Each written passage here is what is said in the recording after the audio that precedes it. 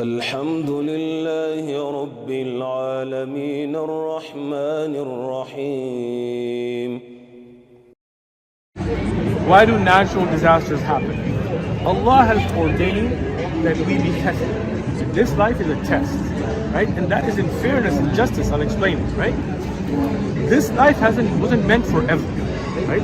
We are just passing through a stage. We were souls.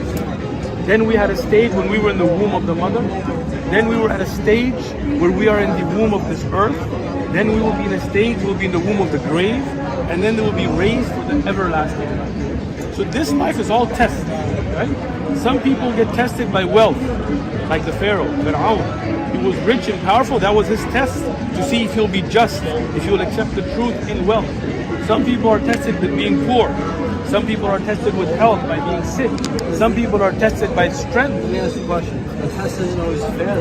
Of course it's fair. Why is it not fair? Let's say, my religious hat. Don't wear a religious hat. Just go with it. Yeah, just go with the flow that says God is unjust, right? Of course. So let me give you an example. He does is just, right? Of course. So do you have... Yeah, like why Of course. Let me explain it. Let me explain it. Yeah. Look, Allah, you don't have a contract with Allah that you will have wealth and health and all of that. Whatever Allah gives you is from Allah, right? You don't have a right to that, right? Yeah. And whatever Allah gives you, you will be held accountable for, right? So if somebody doesn't have eyes, He knows what he's going to give you too, right? of course, Allah knows everything, but it's your responsibility on how you will act, and you will be judged. He's not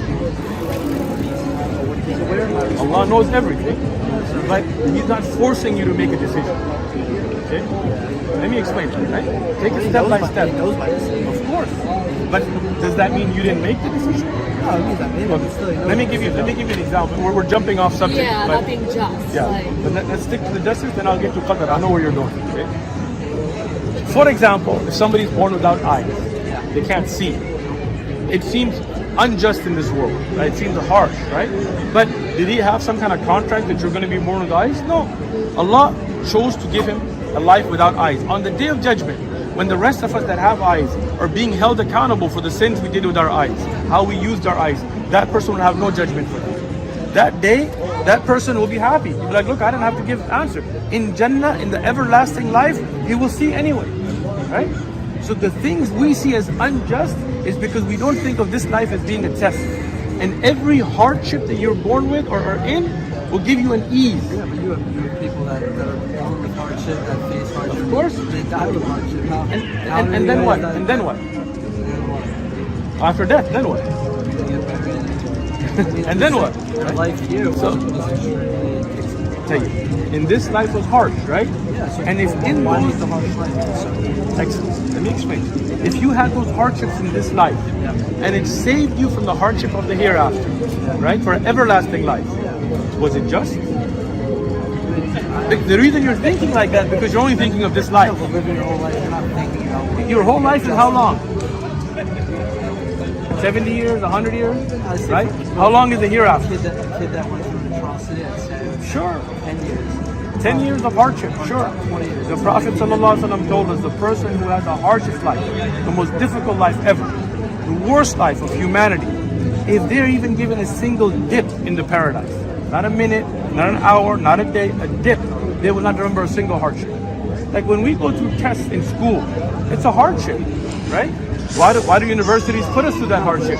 But it gives us the reward in the hereafter, right? Yeah, but the reward there, it's not like someone knows for sure there's going to be a reward. We do know for sure. Haven't you read the Quran? No, but I'm saying people that have died don't know that. It's not like... What do you mean? Whether Whether they die knowing or not, you think they won't be raised on the day of judgment? They will be. But Okay. I'm saying their life here was so much suffering. Sure. But that suffering, if it saves them from the suffering of the hereafter, let's say somebody dies underage, right? We believe that children are on fitrah, on the true belief, that they will not be held accountable, even the children that are not Muslim. But if they died before bulugh, they will be in Jannah.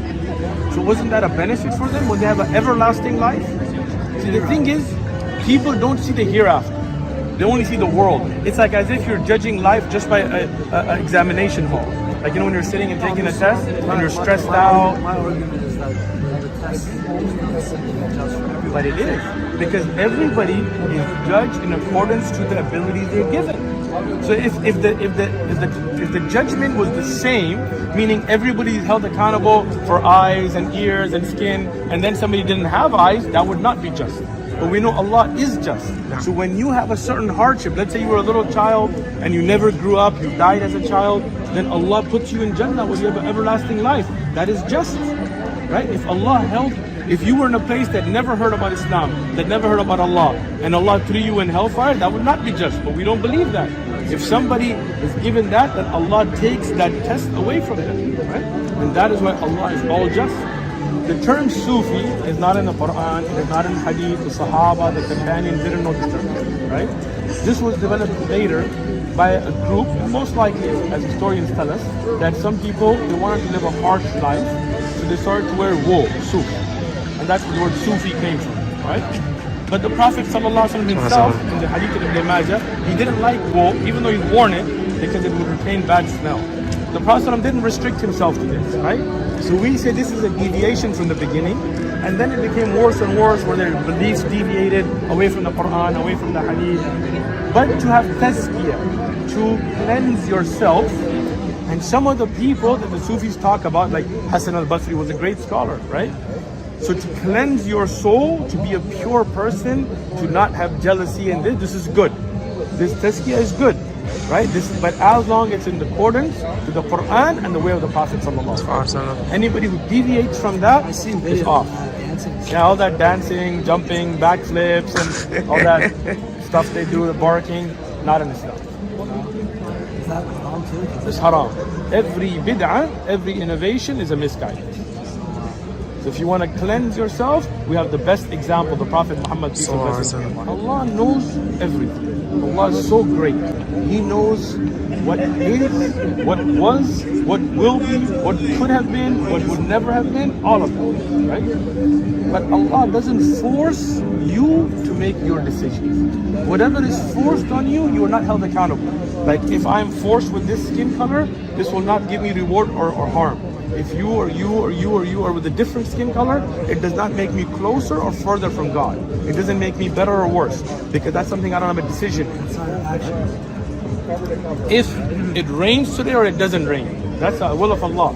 I am not held accountable for that. Yeah, but you wouldn't say my decision is part of the will of Allah. Let me get to it. Allah gives you choices, right?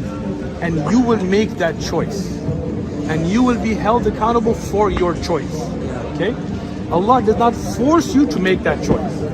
But from the greatness of Allah is that He knows what will happen. I'll give you an easy example. Okay? Let's say I time travel. Yeah. Right? And I go into the future.